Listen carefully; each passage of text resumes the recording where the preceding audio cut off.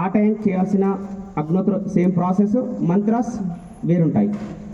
First మంత్రం వచ్చేసరికి సూర్యాయ స్వాహ సూర్యాయ ఇదం నమః. సెకండ్ మంత్ర సేమ్, ఈవినింగ్ మార్నింగ్ సేమ్ ఉంటుంది. ప్రజాపతయే స్వాహ ప్రజాపతయే ఇదం నమః. ఇలా మనం డైలీ 2 times చేయడం ద్వారా మన చుట్టూ 70 to 90 మీటర్స్ వరకు లేయర్ ఏర్పడి మనకు ఎటువంటి నెగిటివ్ ఎనర్జీ రానియకుండా కాపాడుతుంది. అంటే దీనికి బెస్ట్ ఎగ్జాంపుల్ చెప్పాలంటే, ఒక 30 years బ్యాక్ వెళ్తే ప్రతి విలేజ్కి డాక్టర్ తిరిగేవాడు. ఎనీ పేషెంట్ ఈస్ దేర్ అని విలేజ్లో తిరిగేవారు. కానీ ఇప్పుడు where is our problem doctor అని మనం తిరుగుతున్నాం. Yes or no? Present situation అది. మన దగ్గర ఎన్ని బోన్స్ ఉన్నాయో, ఎన్ని ఆర్గన్స్ ఉన్నాయో అన్నిటికి సంబంధించిన ఎఫెక్ట్ మనకు వచ్చింది కాబట్టి డాక్టర్స్ వెతుకుతున్నాం. సో అది రాకూడదు అనుకుంటే కనుక, నెక్స్ట్ జనరేషన్ బాగుండాలనుకుంటే కనుక ఈ అగ్నోత్రని ఆచరించాలి. సింపుల్గా ఈ అగ్నోత్ర ఇప్పుడు చేపించారు, మనం ఎలా చేయాలి అని అనుకుంటే దానికి చాలా ఈజీ 5 రూల్స్ ఉన్నాయండి. ఆ రూల్స్ వచ్చేసరికి మనం ఎక్కడైతే ఉంటున్నామో ఆ ప్లేస్లో సూర్యుడు ఎప్పుడు వస్తున్నాడు, ఎప్పుడు వెళ్తున్నాడు తెలుసుకోవాలి. అంటే ఇప్పుడు టెక్నాలజీ మొత్తం మన చేతిలోనే ఉంది, ప్రపంచం. సో మొబైల్లో యాప్ డౌన్లోడ్ చేస్తే సరిపోద్ది. మనం ఉంటున్న ప్లేస్లో సెకండ్స్తో సహా ఎప్పుడో సూర్యుడు వస్తున్నాడో తెలుసుకోవాలి. రెండోది, మీ ముంగట ఏదైతే పాత్ర ఉందో అర్ధ పిరమిడ్ ఆకారంలో, హాఫ్ పిరమిడ్ పాత్ర, రాగి పాత్ర అనమాట. మూడోది వచ్చేసరికి గో అంశతో తయారు చేయబడిన పిడకలు, అలాగే ఆవు నెయ్యి.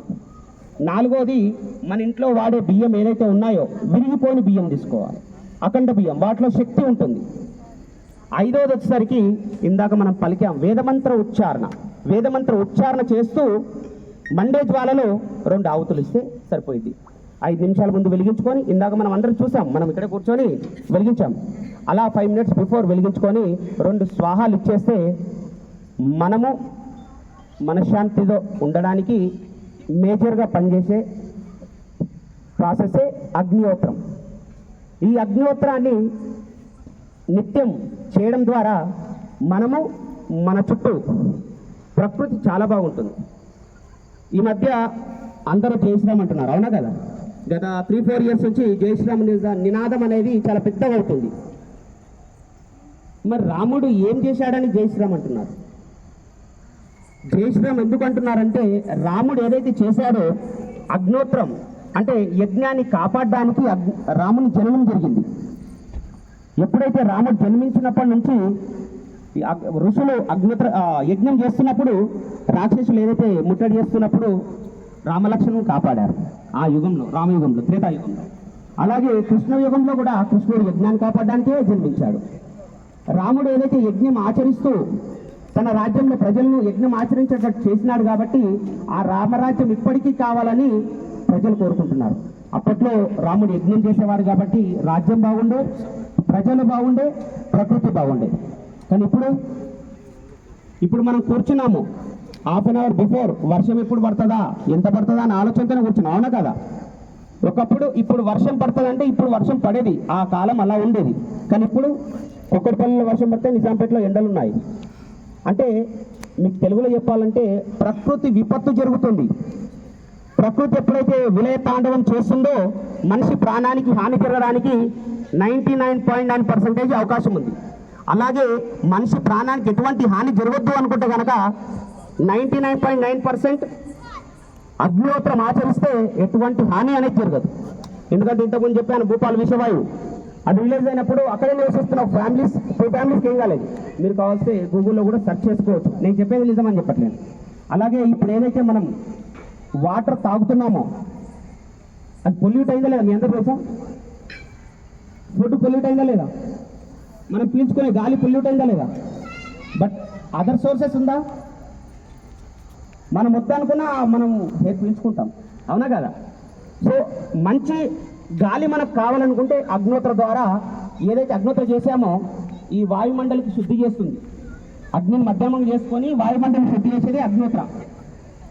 అలాగే ఏదైతే మనం వాటర్ తాగుతున్నామో దానిలో చిటికెడు భస్వం వేసేస్తే కనుక దానిలో pH అనేది, pH ఐడియా ఉందా మీ అందరికీ?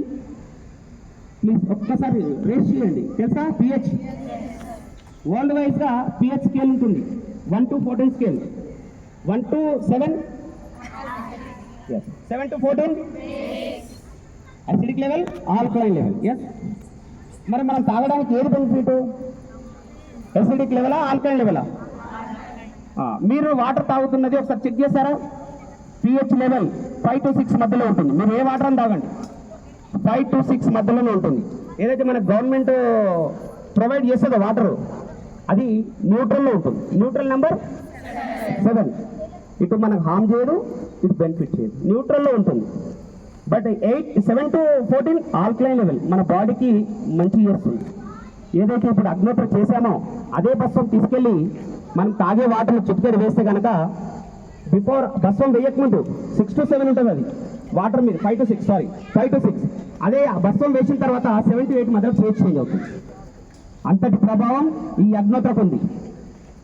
ఈ అగ్నిహోత్ర ద్వారా మనం ఏదైతే వాయువు పీల్చుకుంటామో మన ఆరోగ్యం బాగుంటుంది. ఆ వాటర్ తాగడం ద్వారా మన ఆర్గాన్స్ కంట్రోల్ అవుతాయి. ఈ అగ్నిహోత్రం నిత్యం ఆచరించాలని చెప్పేసి మా ఏకైక లక్ష్యం. అలాగే ప్రతి విలేజ్కి వెళ్ళి ఏదైతే అవకాశం ఉంటుందో, ఈరోజు ఏదైతే బీఆర్టీ కాలేజీలో దొరికిందో అలాంటి అవకాశాన్ని ప్రతి సండే స్వచ్ఛందంగా, అంటే ఎటువంటి మీ నుంచి ఆశించకుండా మేమే ఏర్పాటు చేసి పబ్లిక్కి అవేర్నెస్ తెప్పించడానికి ఈ అగ్నిహోత్ర అనేది మేము మొదలు పెట్టాం. గత